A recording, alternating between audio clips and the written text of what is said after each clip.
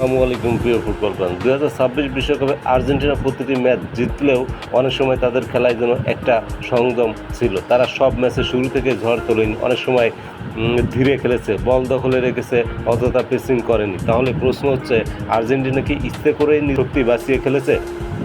আমার মতে এর পেছনে কয়েকটি বড় কারণ থাকতে পারে। টুর্নামেন্ট দীর্ঘ, তাই শক্তি সংরক্ষণ জরুরি। বিশ্বকাপের নকআউট পর্বে প্রতি ম্যাচই ফাইনালের মতো। স্কালোনি খুব ভালো করেই জানতেন প্রতিটি ম্যাচে 100% শক্তি খরচ করলে শেষ পর্যন্ত দল ক্লান্ত হয়ে পড়তে পারে। তাই দলকে প্রয়োজনীয় অনুযায়ী খেলানো হয়েছে। ইংল্যান্ড ম্যাচে দেখা গেছে অন্য রূপ। ইংল্যান্ডের বিপক্ষে যখন দল পিছিয়ে পড়েছিল তখন যেন আসলে আর্জেন্টিনার দেখা গেল হঠাৎ করে প্রেসিং বেড়ে গেল, পাসের গতি বেড়ে গেল, উইং দিয়ে আক্রমণ বাড়লো, মিডফিল্ড সম্পূর্ণ ম্যাচের নিয়ন্ত্রণ নিয়ে নিল। শেষ দিকে দুটি গোল করে ম্যাচ জিতে ফাইনালে উঠে গেল আর্জেন্টিনা। এটা দেখিয়েছে যে প্রয়োজনে তারা গিয়ার বদলাতে পারে।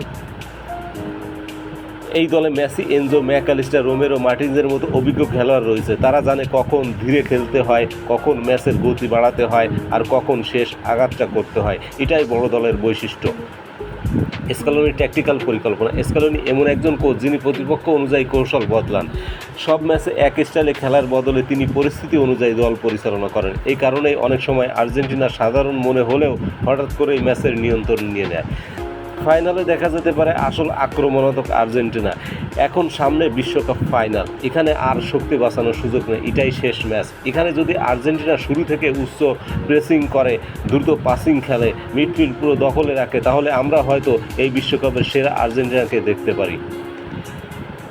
আমার ব্যক্তিগত বিশ্লেষণ হলো, এই বিশ্বকাপে আর্জেন্টিনা সবসময় তাদের সর্বোচ্চ গতি দেখায়নি। তারা পরিস্থিতি বুঝে খেলেছে, শক্তি বাঁচিয়েছে, আর সবচেয়ে গুরুত্বপূর্ণ মুহূর্তে নিজেদের সেরাটা বের করে এনেছে। ইংল্যান্ড ম্যাচ ছিল তার সবচেয়ে বড় উদাহরণ। এখন দেখার বিষয়, ফাইনালে কি আমরা সত্যি আসল আর্জেন্টিনাকে দেখতে পাবো, নাকি প্রতিপক্ষ তাদের থামিয়ে দেবে? আপনার মতামত কি? কমেন্টে জানান অবশ্যই।